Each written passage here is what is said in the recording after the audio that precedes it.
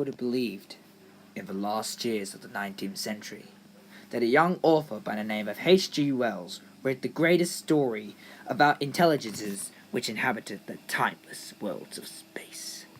No one would have dreamed it would have been adapted from a radio play back in 1938 to a feature film in 1953, and another film back in 2005. Few people even considered actually remaking the classic story as it was intended to be. And yet, in the year of 1978, a mind immeasurably superior to ours saw the book with amazement, and slowly and surely it became one of the best-selling albums of that year and of all time.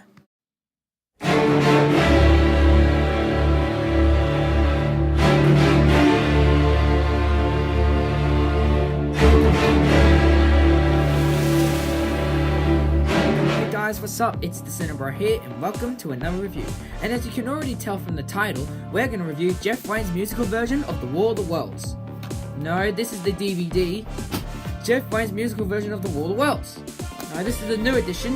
What I'm talking about is the original Jeff Wayne's musical version of The War of the Worlds. Set in the last years of the 19th century, the journalist, played by Richard Burton, discovers that a mysterious meteorite is falling from Mars and coming to Earth. He meets up with his good friend Ogilvy the astronomer and just explains it's just an average volcano eruption. However, a cylinder arrives in the middle of Horsell Common near Woking, and what's inside it is a terrifying Martian creature. People run away from it, including the journalist.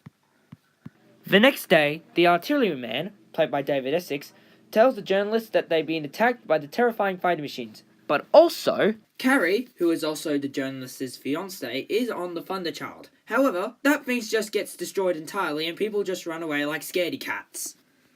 A few weeks later, the red weed starts growing and transforming the world into a crimson blanket. The journalist then meets Beth, played by Julia Covington, and also Parson Nathaniel, played by Phil Lyons, as they soon discover that the Martians are building another machine. This time it's a metallic spider with huge articulated claws. Beth gets squashed by one of the flying cylinders, however Parson Nathaniel's fate is a lot different. Now it's up to the journalist to survive the Martian threat and stop them once and for all. Now you can already tell what I think of it. Well, for starters, I love it. And what I own here is the original vinyl that came out in 1978. And the music is amazing and still is easy to listen to 40 years later. The album has got some amazing artwork, for example, Panic in the Streets, which is actually a really cool sequence. The Thunderchild sequence looks really good, and it could have actually been used for some of the feature films. The red weed sequence is actually really terrifying, and when I listened to it the very first time, I had no idea what it was, but now it's really cool looking. The Spirit of Man is a really good song, however in the photo, the fighting machines sort of lost their feet. Brave New World is a really cool sequence, however you have to turn the book the right side up to see it properly. However, I like seeing the trains and everything that's involved in it. However, the best photo has to be Dead London, how it just shows all the fighter machines just collapsing and falling down, and with the bird taking some of the Martian's blood, it really creeped me out when I was a kid. To the last part of all the cast members, from Richard Burton, Julia Convent, David Essex, Justin Hayward, Phil Lyons, Chris Thompson, and of course, Jeff Wayne himself. And you actually thought that was the only version I actually own of War of the Worlds. But also, I also own this. In 2012, Jeff Wayne released War of the Worlds, The New Generation, which I actually like enjoying listening to. However, there's a few little small things I didn't like. Some of the casting changes weren't all that good. Some of the other added dialogue didn't actually suit the pace for the entire story. And I do like Liam Neeson, but it just took him a little long to explain several things. Now you're all probably wondering, what do I think of the 2005 version? Well, I'm sort of mixed on it. The story isn't that much of War of the Worlds, and Dakota Fanning's acting isn't all that good in it. However, there are a few good things to be actually spot in it.